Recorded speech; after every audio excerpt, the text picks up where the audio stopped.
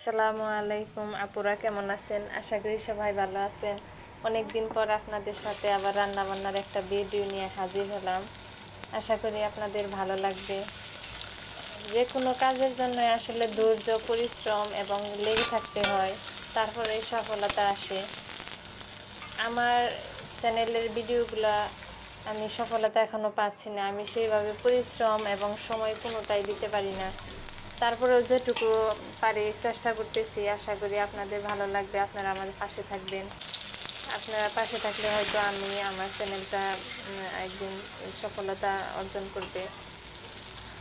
যাই হোক, আপনারা এই রান্নাটা মাছ দিয়ে ধুন্দুল রান্না করতেছি। অনেকেই ধুন্দুল পছন্দ করে না, কিন্তু আপনারা এইভাবে মাছ দিয়ে রান্না করে খেয়ে দেখবেন, অনেক ভালো লাগবে।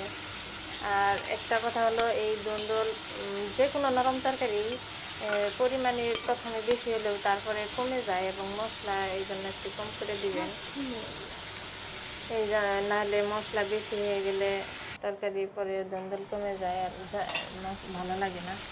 এবং কালার ঠিক রাখার জন্য প্রথমে আপনারা 2-1 মিনিট ডেকে পরে মাছগুলো কষিয়ে আমি এখন মাছ ভেজেও রান্না করা যায়, তবে আমি কষিয়ে রান্না করব যাতে মাছের পুষ্টিগুণটা ঠিক থাকে। এখন মাছগুলো আমি ভালোভাবে কষানো হয়ে গেলে তুলে রাখবো।